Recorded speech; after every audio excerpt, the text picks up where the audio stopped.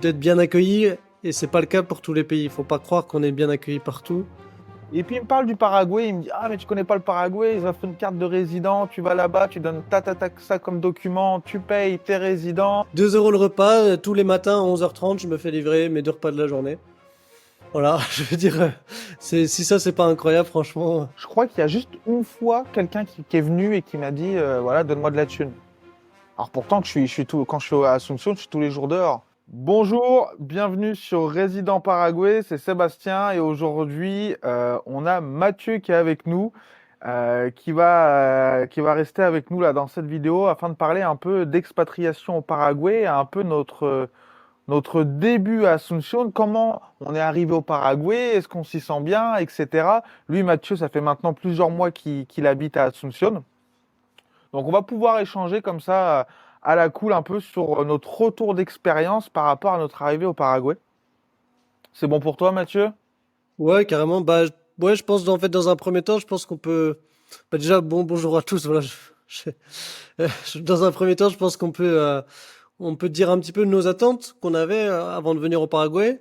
Ouais. Parce que si on est venu ici, je pense que c'est pas non plus par hasard. Je pense on n'a pas mis la map monde qui tourne et le doigt au hasard comme ça aurait pu. Mais en Ouais. l'occurrence, c'était pas le cas. Euh, donc voilà, moi personnellement, je vais commencer. Je pense que je voulais venir ici parce que moi j'ai toujours su que je j'habiterais pas en France. Assez jeune, j'ai pas mal voyagé et je savais que je voulais vraiment habiter à l'étranger. Donc ça, c'était un premier constat. Et ensuite, bah voilà, je cherchais un pays qui correspondait un petit peu à mes recherches. Donc à la fois un pays plutôt chaud, parce que bon, j'en avais marre de l'hiver nuageux dans l'est de la France, parce que moi je viens de Nancy. Non, c'est- Premier critère, c'était ça. Deuxième critère, que le coût de la vie soit assez faible, parce que c'est vrai que quand je me suis expatrié pour la première fois, je gagnais pas forcément énormément d'argent. Donc je voulais quand même sécuriser un peu le truc, pouvoir vivre sans être très très riche, on va dire ça comme ça. Et voilà, après le Paraguay, ça correspondait déjà à ces deux premiers points. Et en fait, quand j'ai un petit peu exploré, quand j'ai cherché des informations sur le Paraguay, ça semblait être un pays assez calme. Il se trouve que je suis pas forcément un gros fêtard, donc ça me convenait plutôt bien. Le Paraguay, personne connaît non plus, entre guillemets. Donc moi, ça me paraissait intéressant parce qu'il y a des opportunités. ouais. Et ben voilà, c'est déjà pas mal de points assez intéressants en tout cas. Ouais. Mais c'est vrai que je te rejoins là-dessus que bah, le Paraguay, c'est vrai que c'est pas connu. Moi, par exemple, j'ai entendu parler du Paraguay pour la première fois dans un co-living à Buzios au Brésil par un Allemand. Alors, l'histoire, mort de rire. C'est un co-living. Alors, pour ceux qui aiment bien vivre un peu dans des co-living comme ça, avec des entrepreneurs, etc., moi, je vous recommande, ça s'appelle Selina. Selina. Il y en a partout dans le monde. Et c'est des co-living. Souvent, il y a piscine, etc. Et celui de Buzios, qui est à côté de Rio de Janeiro, il est magnifique. J'y ai passé en tout quasiment 3 4 mois là-bas. Et j'ai rencontré un Allemand, Marcus. Marcus qui, lui, vend des livres sur Amazon. Le Ok. mec a une centaine de livres sur Amazon qui tournent comme ça en continu. Enfin, une idée de business vraiment intéressante. Et puis, Marcus, qui lui est un peu comme je pense pas mal de gens qui regardent cette chaîne, plan B, qu'est-ce qui se passe en Europe? Ça pue un peu. Voilà, je préfère m'expatrier, voir un peu comment ça se passe. Et puis il me parle du Paraguay, il me dit: Ah, mais tu connais pas le Paraguay, ils offrent une carte de résident, tu vas là-bas, tu donnes ça comme document, tu payes, t'es résident, t'as des avantages fiscaux et autres, t'as un coût de la vie qui est vachement bas. Je lui dis: Mais attends, mais c'est super ça. Je regarde le Paraguay à côté du Brésil, euh, 2 mois après j'étais au Paraguay. Donc ça s'est fait vachement vite, je me suis dit: Il faut que j'aille voir. Et justement, c'était une belle surprise parce que j'arrive au Paraguay, je me dis, bon, allez, je fais juste la carte de résident, je reste une semaine. J'étais plus en mode, voilà, Brésil, plage, etc. Le Paraguay, je connaissais pas. Je me dis, j'y vais, je fais les papiers pour la carte de résident, je reste une petite semaine, et puis je repars, quoi. Et en fin de compte, j'y suis resté 2 mois d'affilée, parce que ça m'a Euh, vraiment plu, quoi, en fin de compte. ouais, c'est marrant que tu racontes ça parce que moi, bon, quand je rencontre des gens, bon, la question de base que tout le monde se pose, c'est pourquoi tu as choisi le Paraguay? Je veux dire, c'est un peu la question que tout le monde va te poser quand tu arrives sur place, quand tu vas rencontrer des étrangers. Et en fait, j'ai l'impression qu'il y a deux catégories de personnes. Donc, première catégorie, comme tu as dit, c'est les gens qui cherchent vraiment un plan B, qui se sentent pas forcément en sécurité avec la géopolitique en Europe, etc. Et qui veulent au cas où avoir quelque chose en plus. Donc ça, c'est plutôt première catégorie. Deuxième catégorie, c'est les gens qui sont venus un petit peu par hasard en vacances où on leur avait parlé du pays. Et en fait, ce qui est marrant, c'est que peu importe la catégorie, il y a toujours un point commun. Ceux qui viennent en vacances juste une semaine, au final, ils restent plusieurs mois parce que ça leur plaît. Et ceux qui viennent pour un plan B, au final, ils restent aussi plusieurs mois parce que ça leur plaît. Donc, C'est ça. ouais, c'est un peu les points communs que j'ai constatés entre tous les gens qui Non, sont mais ici, quoi. c'est vrai, c'est que le Paraguay, alors pourtant tu l'as dit, hein, c'est pas un pays où on va faire la fête. Le Paraguay, c'est chill, c'est calme. Asunción, on peut aller faire la fête, mais quand tu regardes le Brésil à côté, où vraiment tu sens cette atmosphère, tu vois. Au Paraguay, pas du tout. C'est chill, c'est relax, mais justement, c'est tellement apaisant que tu as envie d'y rester, quoi. T'es bien. Enfin, moi, pour ma part, c'est ça. Quand je suis au Paraguay, je me sens chez moi, quoi. Je suis pépère. Non, on va bien ici, hein, c'est sûr. Tu descends en bas, tu vas boire ton petit café. Souvent, tu es dans des immeubles, c'est pas trop mal. Les gens sont cool. Ça aussi, hein, c'est important, hein. Moi, je me souviens Ouais. quand je suis arrivé à Asunción, je parlais pas du tout espagnol. Donc, je parlais paraguay, je parlais portugais. Et bah, du coup, je leur parlais en portugais, quoi, parce que je sais pas quoi dire en espagnol. Et ils prenaient le temps, machin, tac. Ils me répondaient en espagnol, etc. Et puis, ils avaient ce petit sourire un peu, tu sais. Eh ben toi, t'es pas sorti de l'auberge si tu sais pas parler un mot espagnol, mais c'est pas grave, on va t'aider. Et Mais j'ai c'est trouvé vrai ça cool. que, ouais, non, ici, c'est plutôt facile. Bon, moi, pareil, quand je suis arrivé, je parlais pas espagnol, mais je parlais également portugais. En vrai, déjà, ça s'apprend très vite, l'espagnol. Honnêtement, c'est pas très dur. Et bon, les gens, non, les gens sont cool, les gens sont cool, ils sont ouverts. Et souvent, ils vont vous poser des questions. Ah, bah, tu viens d'où? Pourquoi? Qu'est-ce que tu fais ici? En fait, ils sont contents de voir qu'il y a des étrangers qui s'intéressent à leur pays. Mais moi, j'ai aussi ce point de vue-là. Pourquoi? Parce qu'en fait, le Paraguay, c'est pas un pays qui est très très touristique. Les seuls, on va dire, touristes, le plus de touristes qu'il y a, ça va être ceux des pays voisins. T'as beaucoup d'Argentins, t'as beaucoup de Brésiliens, et encore, c'est même pas du tourisme parce qu'ils viennent plutôt pour y vivre, etc. Mais j'ai l'impression, tu sais, que quand tu vas dans un pays qui est vachement touristique, bon bah voilà, des touristes, ils en ont vu quoi. Ils sont moins intéressés, ils ont moins cette curiosité. Qu'au Paraguay, tu dis que Bah, t'es français ou tu dis que t'es machin, il y a un peu plus de curiosité parce qu'ils en voient pas tous les jours. ouais, c'est clair, il y a cette curiosité. Et même pour aller dans l'extrême opposé, pour prendre l'exemple de la Colombie, alors j'y suis jamais allé, mais on en entend beaucoup parler. Je pense quand on voyage un petit peu, c'est un pays qui est très populaire. Il y a même presque une haine de l'étranger en Colombie, parce que en fait, il y en a tellement qui foutent le bordel. Enfin, je veux dire, c'est une destination un peu qui est vraiment très importante, avec beaucoup de monde qui y va, et qui y va pour faire la fête, qui fait tout et n'importe quoi. Ouais. Donc, c'est agréable au Paraguay vraiment de d'être bien accueilli, et c'est pas le cas pour tous les pays. Il faut pas croire qu'on est bien accueilli partout. Parce que forcément, quand il y a beaucoup de monde qui va dans une destination, au bout d'un moment, les gens en ont marre des abus. Ça c'est vrai, il y a plein d'exemples comme ça. Donc moi, je viens de l'est de la France aussi, mais bon, pas de Nancy, un peu plus, enfin de Reims, des Ardennes, et on n'est pas très loin de l'Hollande. Et bah, il y a beaucoup de Français qui allaient faire des allers-retours hein, pour ramener des choses de là-bas. Et tu avais beaucoup de coffee shops qui étaient interdits aux Français. Parce qu'il y avait trop de Français qui allaient, qui faisaient n'importe quoi, qui étaient désagréables, etc. Et puis toi, tu y allais derrière, alors pourtant que toi, t'es réglo. Ouais, bah non, tu rentres pas, quoi. Ouais, Et t'as des pays comme ça où t'es un peu fiché, quoi. c'est clair, c'est clair, c'est clair. Bon, moi, la Mais Colombie, bon. je peux pas être objectif parce que il m'est arrivé que des conneries là-bas. Mais Ah ouais? moi, Cali, je me suis fait attaquer en pleine rue, à 2 heures de l'après-midi, Ah ouais. couteau sous la gorge. Le mec, il m'a gueulé un truc en espagnol, j'ai rien compris, je me suis barré en courant, pris de peur, quoi. Wow. Donc, Cali, moi, je recommande pas du tout, hein. Pourtant, j'ai voyagé un peu en Tu Amérique du m'étonnes. Sud et tout, mais Cali, Tu vois, les mecs qui te demandent de l'argent dans la rue, tu leur dis bah non, ils disent bah c'est tout, je vais te péter les genoux, je vais te tuer. Je dis putain les gars, Ouais. relax quoi. L'ambiance est un peu moins détendue, quoi. L'ambiance est Non, parce beaucoup que, moins détendue, ouais. non, vraiment, enfin, ici, moi, je parle surtout pour Asunción, la capitale, parce que je connais assez peu, on va dire, le reste du pays. Bon, après, au Paraguay, il n'y a pas beaucoup de grosses villes, hein. Il y en a très peu, ça se compte sur les doigts d'une main. Pour Asunción, en tout cas, franchement, la vie ici est tranquille. Moi, j'entends souvent, fais attention, il y a des quartiers dangereux. Alors, je dis pas que c'est faux, c'est sans doute vrai, mais c'est vraiment le soir, on va dire, en pleine journée, il se passe rarement des choses. Moi, je trouve que c'est parfois, les mises en garde, je trouve que parfois elles sont un petit peu exagérées. Alors, je dis pas que ça n'existe pas, je dis pas qu'il n'y a pas Ouais. d'insécurité, mais franchement, moi, j'ai jamais rien vu de négatif en tout cas.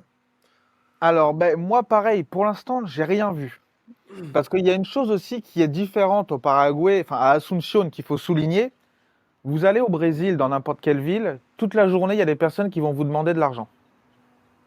Vous vous baladez à Copacabana, vous vous baladez dans São Paulo, on vient vous demander de l'argent, on essaye de vous vendre des paquets de cacahuètes, des trucs, des machins. Au Paraguay, enfin à Asunción, je trouve pas tellement. Il y a des personnes qui vendent des fruits au feu rouge, mais moi, ça fait maintenant un bon moment que j'y suis. Je crois qu'il y a juste une fois quelqu'un qui est venu et qui m'a dit, voilà, donne-moi de la thune. Alors pourtant que quand je suis à Asunción, je suis tous les jours dehors. Je sais pas toi, est-ce que quelqu'un t'a déjà demandé de la thune dans la rue? Bah, de temps en temps, mais pas énormément Ouais, un quoi. peu, ouais. Ce matin, ça m'est arrivé. Ah bah tiens. C'était un gosse qui était dans la rue et voilà. Bon, après, ça arrive Ouais, quoi. alors après c'est vrai qu'il y a les gosses devant les supermarchés, Ouais, mais c'est un pas. peu. Même moi, je trouve, honnêtement, je trouve qu'il y a plus de gens qui me demandent en France qu'au Paraguay, hein. Honnêtement. Paris, je vais jamais à Paris. À chaque fois que j'y vais, c'est C'est... pour prendre le train ou je sais pas quoi. Il y en a toujours un qui vient me gratter 20 centimes. Je me fais, entre guillemets, plus emmerder en France qu'au Paraguay. Ouais. Non, franchement, ça va. Asunción, et c'est ça aussi, pour revenir à mon point, je pense que c'est ça qui fait qu'on se sent un peu plus en sécurité, parce qu'on n'a pas trop ces gens qui viennent tout le temps nous quémander ou on se fait aborder, etc. Donc moi, niveau sécurité, je me sens bien aussi à Asunción. Par contre, il faut toujours rester vigilant. C'est un pays où il y a il y a un peu de pauvreté. Euh, faut faire attention, faut être sur ses gardes. Faut pas se balader à 10 heures du soir avec de la musique à fond dans les oreilles et puis le téléphone tête en l'air comme ça. Après, ça reste du bon sens. C'est un pays d'Amérique latine. Même en Europe, hein, faut pas le faire. Hein, même à Paris, faut éviter. Hein, faut être toujours sur ses gardes. Mais comparé à ses voisins, ça reste un pays, je trouve, où on est quand même en sécurité. Ouais. Et pour rebondir sur ce sujet, parce que bah, justement, ça tombe bien, j'ai regardé les stats il y a pas longtemps. En fait, les statistiques de meurtres ou de morts pour 100 000 habitants. Donc, je crois qu'en Europe, on est entre 1 et 3. Donc, c'est quand même bas, on va dire, hein. Par rapport au monde, l'Europe, c'est quand même très bas. Au Paraguay, on doit être à 6. Ok. Et des pays comme la Colombie, on est à 40 ou 50. Et Ah ouais. quasiment tous les pays d'Amérique latine, ils sont quasiment tous au-dessus de 10. Et donc, on est à 6 au Paraguay, ce qui est pas énorme. Et honnêtement, bah, il faut aussi prendre en compte que les morts, c'est tout confondu. Donc, c'est pas forcément des attaques vers des civils. Il y a Hmm. aussi, il faut savoir que le Paraguay, c'est très bien situé géographiquement. Donc, il y a quand même du trafic de blanches et pas que de la blanche. Donc, voilà, on est 2 fois plus, entre guillemets, en termes de morts par rapport à la France, mais dans ces 2 fois plus, bah, c'est principalement des gens du trafic, en fait. Ouais, voilà. Donc, si vous êtes quelqu'un de normal, je veux dire, il n'y a pas vraiment de danger, quoi. Ouais.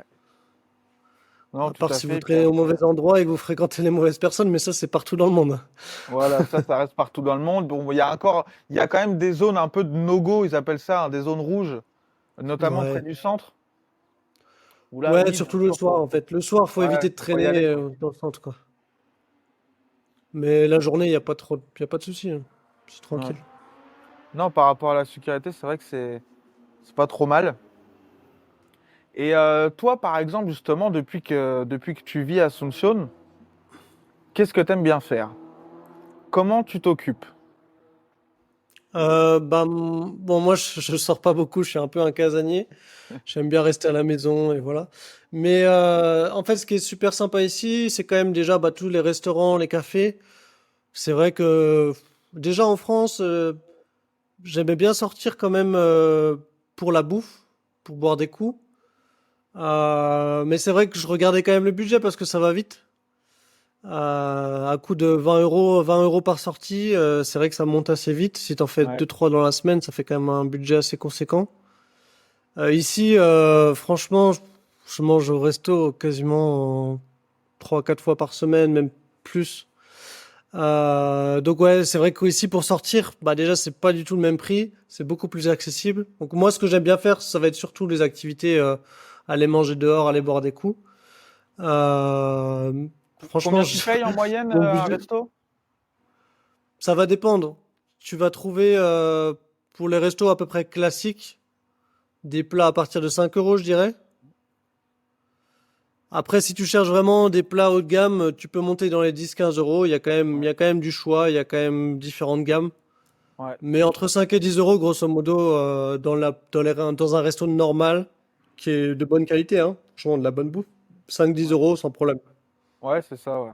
Ouais, c'est ce que j'ai Après, remarqué si tu aussi. veux trouver des plats à 20 balles, tu peux trouver des plats à 20 balles, mais Ah bah oui, hein. c'est pas. Tu vas à Paseo La Galera, tu vas dans les steakhouse, tu prends un bon steak, t'en as pour 20 balles, hein. Oui, voilà. Ouais, les bonnes Euh, viandes en général, c'est 20 balles. Ouais. ouais, Mais bon, c'est l'équivalent en France, ça serait 40 ou 50, j'imagine. Donc au ouais. final, ça reste pas très Ah, cher. un truc sur la viande qui est top. Alors moi qui est viandard, je sais pas si toi tu fais pareil, mais moi je m'achète, je vais au supermarché, je vais à Super Sales et je m'achète les pièces de viande à l'unité sous vide. Donc tu te sors avec une pièce de viande comme ça, entrecôte, l'omilio, ils appellent ça aussi, ou une pièce de picanha. T'en as pour 2,50 €, 2 euros. Et t'as une pièce comme ça de barbac, quoi. Tu rentres chez toi le midi, tu te fais ça, un peu de pâte, Ouais, et c'est la, vrai et que ça, la, c'est et pas la mal. viande est très bonne qualité. Bah, moi, je t'avoue, je fais pas ça, mais ça va me permettre de rebondir sur un truc justement, parce qu'il y a sans doute des gens qui sont un peu comme moi. Moi, j'aime pas cuisiner, j'ai vraiment la flemme. Et du coup, quelque chose que je peux me payer au Paraguay que je pouvais pas avant, c'est que tous les jours, pour les 2 repas, je me fais livrer des trucs tout prêts. Et je parle pas de McDo ou des conneries, je parle des vrais repas équilibrés, bien. Bon, c'est des repas un petit peu recettes paraguayennes, hein, la plupart du temps, parce que je commande dans un endroit vraiment très local. Ça me coûte 2 euros le repas. Et franchement, 2 euros le repas, tous les matins à 11h30, je me fais livrer mes 2 repas de la journée. Voilà, je veux dire, si ça c'est pas incroyable, franchement, Bah ouais, j'ai mais toujours rêvé de le c'est faire en ça, hein. France, mais bon, en France, c'est pas le même prix. En France, tu peux pas. À Bah, 2 tu euros le peux, mais repas, faut gagner beaucoup plus, quoi. ouais. À 2 euros le À repas, 2 euros le repas, c'est fou quand même. Tu c'est dis top, même, hein. ça fait 4 euros par jour, même en imaginant que tu manges tous les jours en livraison, ça fait 120 euros par mois de bouffe, ce qui est très raisonnable. Enfin, je veux dire, c'est génial, quoi. Ouais. Ah non, mais pour ceux qui aiment pas cuisiner, c'est le top, hein. Et en plus, voilà, quand tu bosses, quand t'es concentré, tu vois, tu te fais livrer, c'est plus simple aussi, hein. Je veux dire, Alors si t'es, tu passes pas par l'application Pedidocia, hein. non, non, non. Non, Pedidocia, moi, c'est je le passe en Uber Eats du direct, en fait. Paraguay. Toi, tu passes en Ouais, en direct. gros, il y a l'équivalent du Uber Eats, Pedidos Ja, ou Ya, je sais pas comment on dit. Ouais, un truc, ouais. Et mais ça, les tarifs sont pas trop chers parce que ça reste tarif paraguayen, mais bon, vu qu'il y a les frais de l'application en plus, Oui, t'en as t'arrives pour très vite à 4-5 10 balles. euros quand même. T'arrives vite à 10 balles hein, quand même. Ah ouais? Ouais, moi, Ouais, quand je me fais livrer de la bouffe paraguayenne, ouais, j'en ai pour 5 euros, hein. ouais, ok, entre Ah, 5 et 10, ouais. ouais, Ça dépend voilà. ce que tu prends. Mais si tu vas sur des enseignes internationales, ça monte Ah plus oui, bah là, rapidement ça vers monte les très 10. vite, ouais, ouais. Même si tu te prends des sushis, des trucs, bon, bah là, ça y est, hein, tu montes Ouais, à 10-15 balles, hein. Mais, euh, c'est ça. mais moi, des fois, je le fais de temps en temps, ça, quand j'ai pas trop le temps.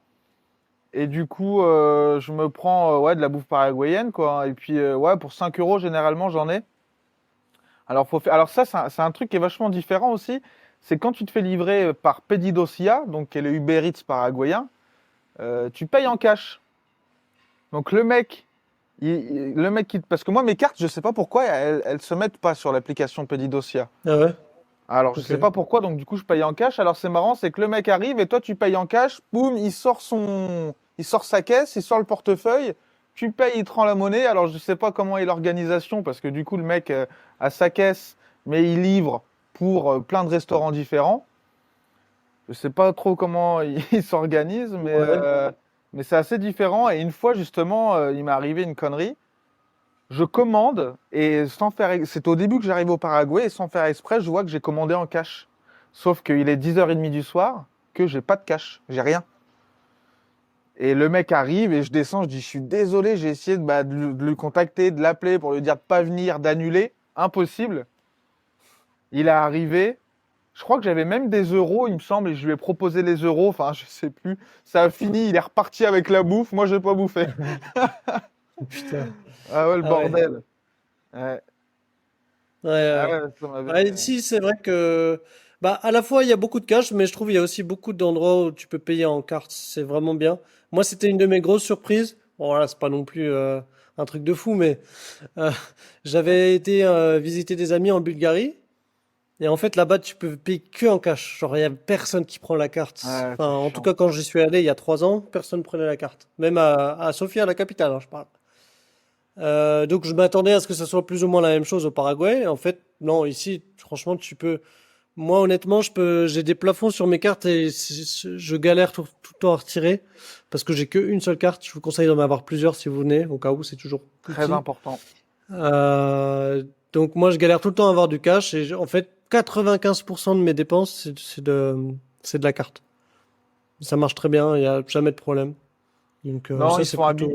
Ouais, ça plutôt marche cool. bien. Et qu'est-ce qui a aidé aussi, je pense. Enfin, je sais pas si ça a aidé, mais au Paraguay, il y a une banque en ligne. Enfin, ça vient de devenir une banque en ligne. Ils appelaient ça avant une financiera qui s'appelle Ueno Bank. Et en fait, cette banque en ligne paraguayenne te permet de payer via l'application Ueno en scannant Le QR le code. QR code. Ouais. Et du coup, tout le monde fait ça. Je sais pas si tu as remarqué.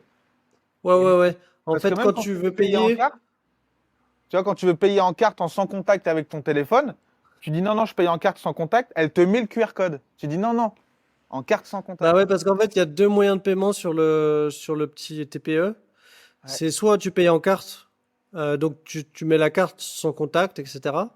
Soit tu payes par QR code, et en fait, avec ton téléphone, tu vas scanner le QR code. c'est Et ça. en fait, vu qu'ils te voient avec ton téléphone, ils s'attendent à ce que tu fasses le QR code. Parce que Ouais, eux, ici, je crois que Apple Pay n'est pas disponible. Et du coup, ils ont pas l'habitude du sans contact avec téléphone. Enfin bref, ouais. c'est pour le petit détail, quoi. Ouais, ouais, non, mais c'est vrai, c'est pour ça. Mais c'est bien d'en parler aussi pour prévenir ceux qui vont arriver au Paraguay, qui se fassent pas avoir, quoi. Bon, maintenant, moi, j'utilise le QR code. Je suis un vrai Ah ouais? Paraguayen. Ok. Je vais m'y mettre alors. Je vais m'y mettre. Faut que tu t'y mettes. Ouais. Non, puis Ouais. l'application est vraiment bien faite, hein, franchement. L'application de Weno. T'as pas de compte, toi, chez Weno?